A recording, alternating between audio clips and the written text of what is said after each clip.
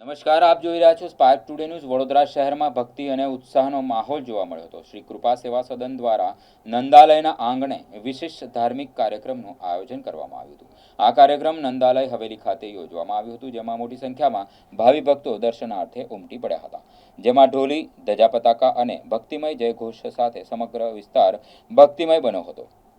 આયોજકો દ્વારા શહેરના તમામ ભાવિકોને ઉપસ્થિત રહી કાર્યક્રમને સફળ બનાવવા અપીલ કરવામાં આવી હતી। કાર્યક્રમને લઈને ભક્તોમાં ભારે ઉત્સાહ અને આનંદનો માહોલ જોવા મળી રહ્યો છે।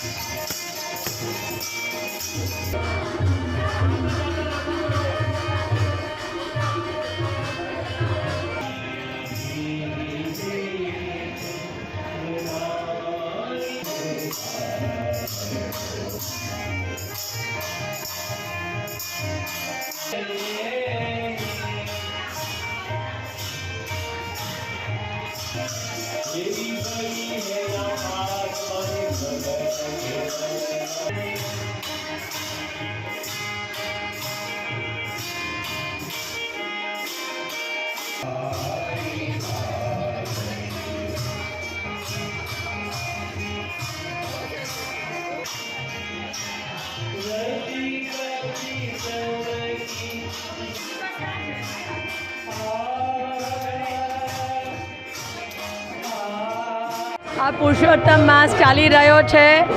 આજે શ્રી મહાપ્રભુજીને મારા દંડવત પ્રણામ। મહાપ્રભુજીની 84 બેઠકને મારા દંડવત પ્રણામ। આપ જોઈ રહ્યા છો કે આજે 84 બેઠકનો મનોરથ ચાલી રહ્યો છે। વડોદરાના સર્વ વૈષ્ણવો ખૂબ ઉત્સાહથી એનો લાભ લઈ રહ્યા છે। આવી રીતે આવતા અનેક દિવસોમાં ઘણા અનેરા મનોરથોનું આપણે આયોજન કરવામાં આવ્યું છે।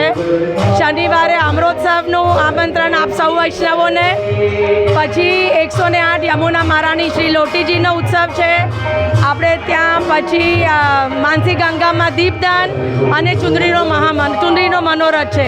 તો વડોદરાના સર્વ વૈષ્ણવોને મારો ખાસ આમંત્રણ કે આપ સૌ નંદાલય હવેલી ગોત્રી દર્શન કરવા ચોક્કસથી પધારશો। અમને ખૂબ આનંદ થશે। પવિત્ર માસ ચાલે, ઠાકરીનો મહિમા ગણાય છે। વૈષ્ણવજનને શું કહેવા માંગશો? બસ બધા વૈષ્ણવોને કહેવાનું કે ઠાકોરજીની ખૂબ સેવા કરીએ, ખૂબ દાન પુણ્ય કરીએ, અને અધિક માસ છે એટલે અધિક દાન, અધિક પુણ્ય, અધિક સેવા અને ઠાકોરજીને અધિક લાડ લડાવી શકીએ। તો વધારે વૈષ્ણવો આવે તો વધારે અમે લાડ લડાવી શકીએ। તો આપ સૌનો સહકાર અમે નંદાલયમાં માંગીએ છીએ। આપ સૌ ચોક્કસ નંદાલય પધારશો દર્શન માટે। હું નંદાલય હવેલીની મેનેજિંગ ટ્રસ્ટી શીતલ ચૌધરીના વૈષ્ણવોને પ્રણામ।